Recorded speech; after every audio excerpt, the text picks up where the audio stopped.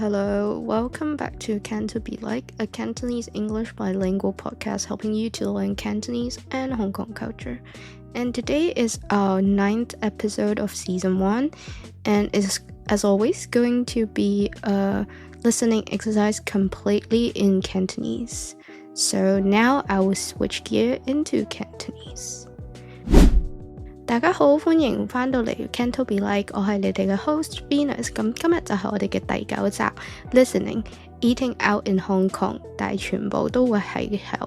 廣東話嘅，係一個聆聽練習。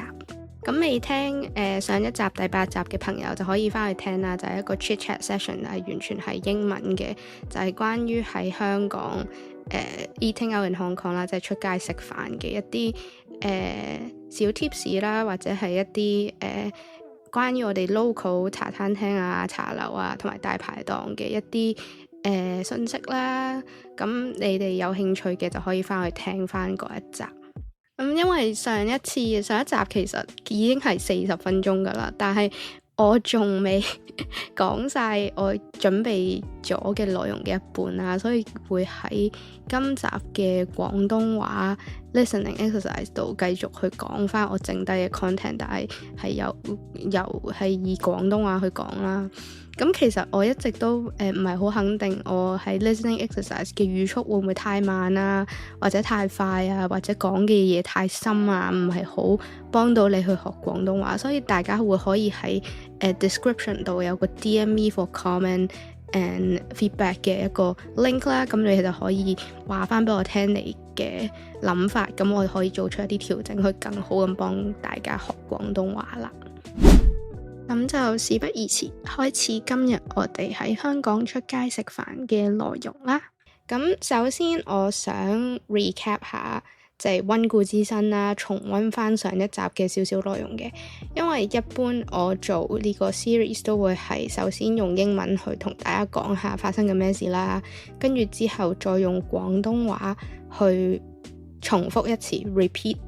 跟住之後再教大家一啲相關嘅單字同埋一啲句子。咁我而家仲係未好肯定廣東話呢一集其實即係大家會唔會想聽翻一樣嘅嘢呢？定係會想聽一啲唔同嘅嘢，同埋廣東話嘅語速、單字嘅深度同埋我講嘢嘅 style， 我都仲未決定好嘅，所以真係好需要大家嘅 feedback 啦，同埋支持去令到呢個節目更加適合唔同嘅聽眾啦，同埋可以幫到有唔同需要嘅人，而佢哋又可以享受到學廣東話同埋香港文化嘅樂趣。咁好啦，咁言歸正傳啦 ，Going back to the topic， 咁我哋上一集講咗啲咩呢？咁首先就係講香港係一個非常之國際化，充滿住好多唔同飲食文化嘅一個城市啦。咁可能喺好多人嘅屋企 within 5分鐘行路嘅路程就可以揾到日本菜、泰國菜、越南菜、西餐，或者當然唔少得嘅就係一般嘅廣東餐廳啦。咁我同大家尤其是from 一個西方文化背景嘅觀眾介紹咗 SoHo 區 SoHo 有啲咩飲食啦。咁其實有好多網上啊，譬如 Time Out 有好多唔同嘅 recommendation 嘅，咁大家都可以去參考翻啦。咁我就唔詳細講啦，咁你可以聽翻上一集去聽翻我有啲咩嘅介紹。咁接下來比較相關 relevant 嘅就係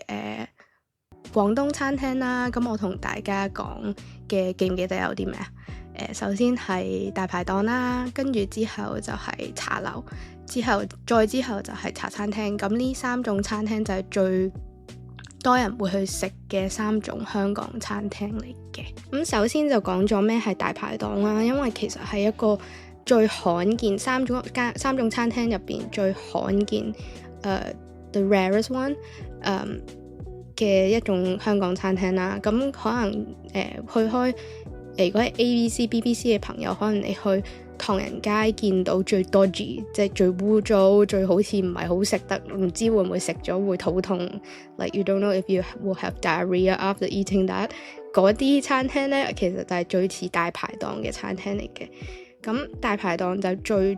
最重要嘅一樣嘢就係鑊氣啦，跟住就係、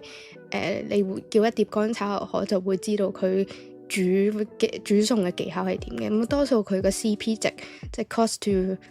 price ratio 就好啦，咁就可能你用好少嘅價錢就會叫到一台好好嘅餸，跟住之後你同啲朋友就喺嗰度飲啤酒吹水，咁好 OG gangster 咁嘅 vibe 啦。咁係一個大排檔就係一個咁嘅情況。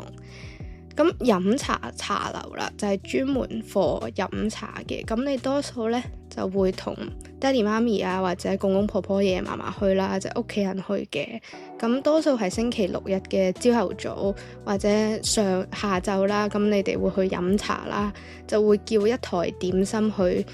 分享啦，去 share 啦。咁點心有啲咩呢？就係蝦餃啦、燒賣、腸粉、牛肉球、鳳爪、排骨、煲仔飯，咁如此類推啦。如此類推即係 etc。跟住每個屋企咧都會有佢哋自己特別嘅combination 嘅，即係會有自己特別中意食嘅一啲點心啦。咁我自己屋企就係蝦餃啦、腸粉啦、潮州粉果、紅棗糕同埋叉燒包，係啦。咁每個屋企都唔同嘅，就係一個好特別嘅屋企嘅一個 heritage， 一個文化咯，我可以話係。跟住最後一種咧就係茶餐廳啦。咁其實就係因為香港以前係英國嘅殖民地即係 colony 啦。咁會係一個 East meet West， 即係東方同西方文化嘅一個結合。咁就係好似英國人嘅 tea house 啦，或者一啲 pubs 咁樣嘅，就你去嘢喺嗰度去用一個比較便宜嘅價錢可以坐好耐啊，飲杯嘢咁樣啦。當然係非繁忙時間啦，繁忙時間 like peak hours 你就唔使諗噶啦，你就食完就要走人噶啦。咁佢多數就係一個 set 啦，一個餐啦，會有嘢食同埋一杯嘢飲嘅。咁其實就係大家每一日如果唔知食啲咩，或者屋企冇煮飯，就會去茶餐廳度食夜晚個餐啦 dinner， 或者朝頭早都會嘅，其實三餐都會嘅。三餐即係free meals 啦。跟住我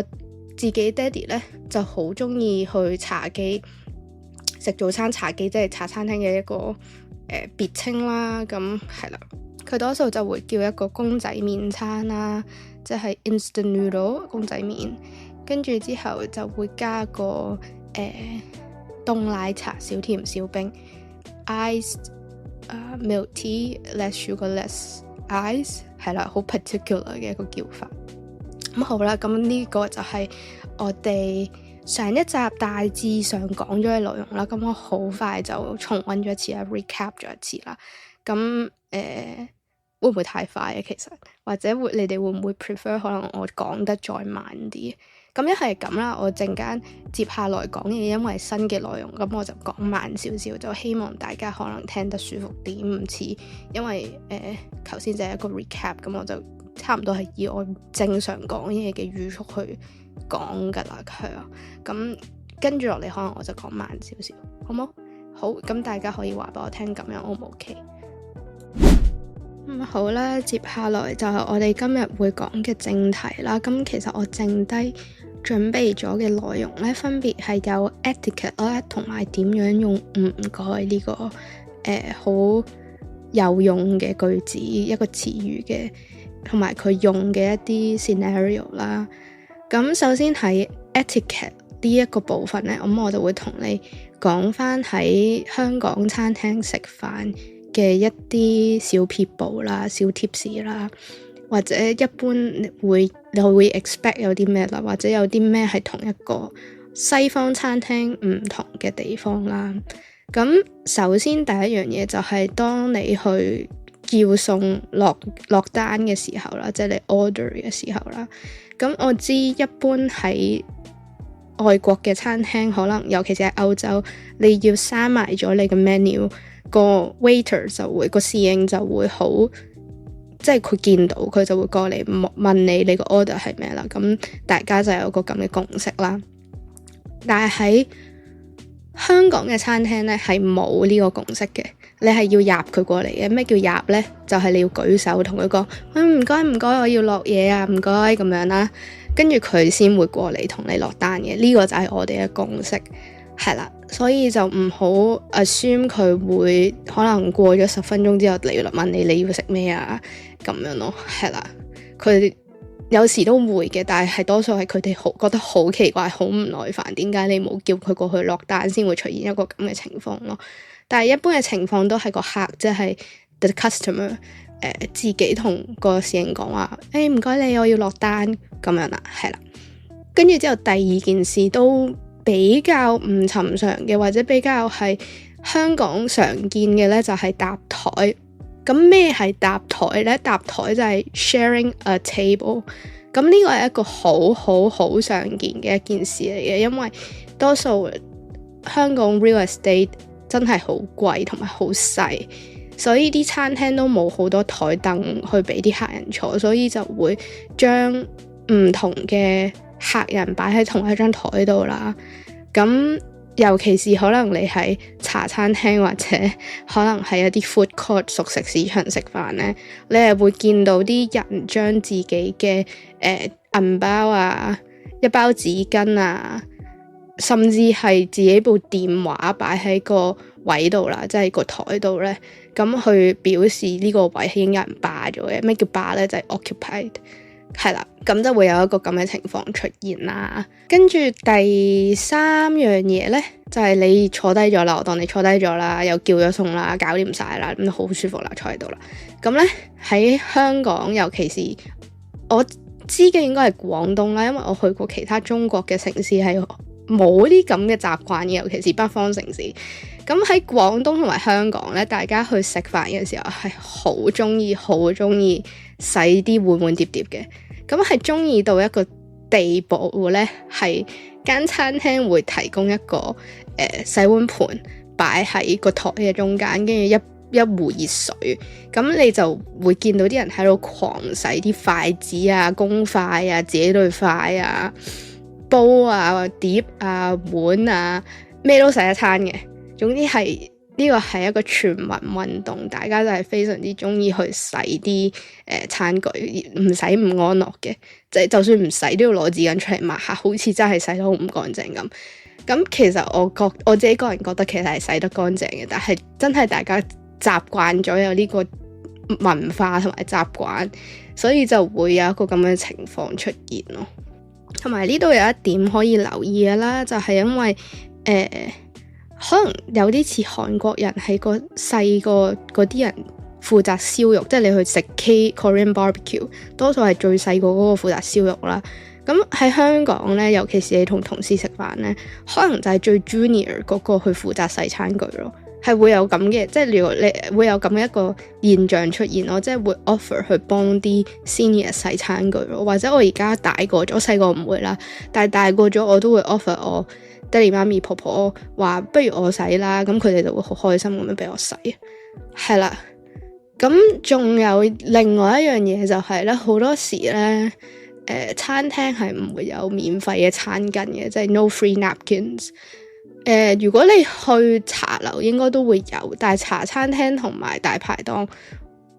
我發現而家好多時都冇啦。咁就算有咧，都係 toilet roll instead of napkin 啦，即係一卷廁紙。咁鞋濕濕，有啲污糟咁樣，我唔知你中唔中意用啦。反正我自己就麻麻地啦。咁佢哋咧就會賣紙巾咯，賣一包包嗰啲 Tempo 紙巾仔啦，可能3到5蚊一包咁樣，你喺 cashier 即係收銀嗰度嚟問佢攞，跟住之後佢喺呢張單度加多3-4蚊咁樣咯，係啊，就會有咁嘅情況出現嘅。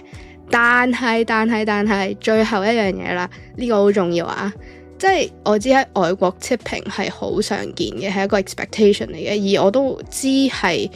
一個對 waiter 同埋 waitress 對侍應好重要嘅一樣嘢啦，因為可能佢哋個 base salary 好低，佢哋真係靠你嘅 tips 去養妻活兒啦。但係喺香港其實係冇呢個咁嘅文化嘅，當然冇人歡迎啦。你想 tip 佢哋服務得你好好，你想 tip 佢哋係完全冇問題嘅，佢哋會好開心。但係我哋冇呢個 expectation 嘅。因為好多時，尤其是喺茶樓咧，其實已經本身有個 10% 嘅 service charge 嘅，同埋佢哋唔係好rely on 即係靠你呢個 tips 去生存咯，佢哋係靠自己本身份量去生存咯。所以如果你 tip 佢哋，其實係 like cherry on top 啦，錦上添花啦。cherry on top 中文係錦上添花，即係佢哋會開心，但係佢哋唔會去要求或者有一咁嘅 expectation 嚟去做一件咁嘅事咯，係啦，所以呢個就係大致上我覺得5點最同外國餐廳唔同嘅地方咯，就係呢5樣嘢啦。好，咁我哋講完一般嘅 expectation 同埋 etiquette 同埋同西方餐廳最唔同嘅地方之後呢，我就想講一講唔該呢件事啦。即係唔該呢個字，咁點用佢呢？同埋點解係一個 Why is it such a magic word？ 咁佢 literally 咧，即係佢字面上嘅意思咧，就係 you shouldn't，就係 no，該 is should， 所以嚟 you shouldn't 係唔該咁嘅意思啦。就係咁，你都明嘅。其實就算佢咁直接去翻譯咧，都係有一種好似你去講你多謝一個人，你唔該一個人咁嘅意思啦，即係你唔使唔該咁樣啦，係咯，所以都 make sense 嘅。但係佢係，我覺得佢係一個瑞士軍刀咁樣嘅一個情況咯，即係喺好多唔同嘅 situation，你都可以用呢個字去表達一個感謝，或者去表達一個禮貌上嘅一個表達咯。咁如果我知好多聽眾都可能係 heritage speaker 啦，即係可能你屋企講啦。咁其實佢係咩意思咧？唔該，即係你可以有時出街食飯呢個少啲嘅，即係你喺屋企咧，你可能你阿爸阿媽遞咗碟橙俾你，或者煮完飯俾你，你就話唔該爹哋，唔該媽咪。咁呢個應該識啦。跟住之後咧，但係香港當你同外人用嘅時候，尤其是侍應即係 waiter 用嘅時候，你要大聲啲嗌咁樣唔該。咁樣就係 Hey, I want to order 咁嘅意思啦，或者你喺條街度要人幫手，即係 Oh my God, help me is like 唔該，可唔可以幫我啊？咁樣咯，係啦。咁其實有好多個唔同嘅意思入邊嘅，唔單止係你屋企用嘅唔該爹哋媽咪，唔該婆婆，唔該嫲嫲，唔該公公，唔該爺爺咁簡單咯，係啦。咁好啦，咁第一個 scenario， 因為我哋而家講緊出街食飯啊嘛，咁就係你想要少少嘢啦，咁佢用法就有少少似 please 啦，即係譬如你叫嘢食啦，你想要凍檸茶少甜少冰，咁好多人都係咁買嘅，咁你就會同佢講唔該，我要一杯凍檸茶少甜少冰，咁你呢個句子其實已經係有禮貌嘅，咁就係 please can I have a ice lemon tea less sugar less ice 咁樣咯，係啦。跟住之後或者好似我頭先咁講，你可以落單之前你咪要叫佢嘅，你要入佢過嚟嘅。咁你齋入佢可能見唔到噶嘛，要加埋聲啦。咁咧呢個情況之下咧，唔該就好有用啦。你就可以話唔該寫嘢。唔該，寫嘢 it's like that， 寫 is like write something， but it's like ordering，ok？ 咁你 wave 下佢啦，即係你入下佢啦，咁佢就會過嚟咯。係啦，咁第二個情況就係最 typical 啦，就係你想去多謝一個人啦。即係但係呢個有少少 intricate 嘅，係你可能同好親密嘅人會用啦，你朋友啦，或者你屋企人啦，佢幫咗你少少嘢，即係可能攞咗碟橙俾你，煮咗飯俾你食，車咗你翻學翻工咁樣，你可以話唔該啦。即係多數係一個 small favor 咯，同埋一個同你都頗親密嘅人咯。但係當一個人幫咗你好大嘅忙，如果你講唔該，其實係好冇禮貌嘅一件事咯。即係 it's like saying cheers when someone do you like a big favor， 即係唔該係 more like cheers 咯，即係好啊唔該 cheers 咁樣咯。但係如果有個人可能真係你就嚟俾車撞掹咗一下，咁你就會講哇真係多謝晒你掹翻我翻嚟啊！你唔會講真係唔該晒你都掹翻我翻嚟，即係聽落有少少怪咯。即係唔該可能係一個比多謝低少少嘅 on politeness scale 嘅一個 expression 咯，係啦。咁同埋唔該，如果喺餐廳你可以當你俾咗錢，佢找翻錢俾你，it's like the person gives you the change 找錢，咁你就可以話唔該。跟住佢哋會同你講多謝晒拜拜，因為你係客人啊嘛，所以你係一個陌生人同埋一個重要嘅人對佢嚟講，咁佢就會同你講多謝 instead of 唔該咯，係啦。我可以出翻一期可以去再詳細講多謝同埋唔該嘅用法，但係喺餐廳嚟講，其實多數你講唔該都夠噶啦，因為一嚟你係客人啦，二嚟如果你同佢講多謝嘅話，人哋會覺得好奇怪，因為我哋多數講多謝係因為呢個人俾咗一份禮物俾你，或者俾咗一個 service 俾你，或者佢係你客人。即係如果你同侍應講多謝你，佢會覺得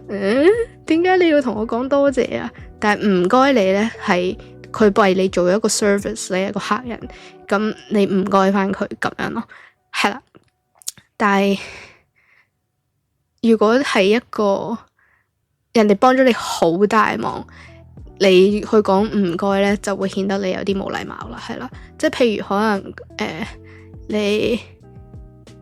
你 order 咗5分鐘，但係你好趕時間，你係咁催個侍應去幫你追單，即係 chase the order。咁而佢亦都喺5分鐘之內 deliver 咗你個餐俾你，可能你就會講多謝啦，因為佢做多咗。佢唔係淨係做佢要做嘅本分，佢係即係你麻煩到佢去做更多嘅嘢咯。可能你就會同我講多謝晒你啊，唔該晒你啊，咁樣咯，係啦。好啦，今日我哋就嚟到呢度啦。咁我希望你哋中意我哋呢一期嘅內容啦，就係喺香港，尤其是茶餐廳、茶樓、大排檔食飯嘅一啲禮節，或者一啲共識。或者一啲常用嘅字點用唔該，可以幫到你喺香港港式餐廳去食飯啦，或者可能你可以 impress 你嘅爹哋媽咪同埋公公婆婆爺爺嫲嫲，或者可以幫到你下次嚟香港嘅時候更加好咁去融入本地文化啦。咁好，我係 Venus， 多謝你收聽最新一期嘅 Canto Be Like， 咁我哋下次再見啦，拜拜。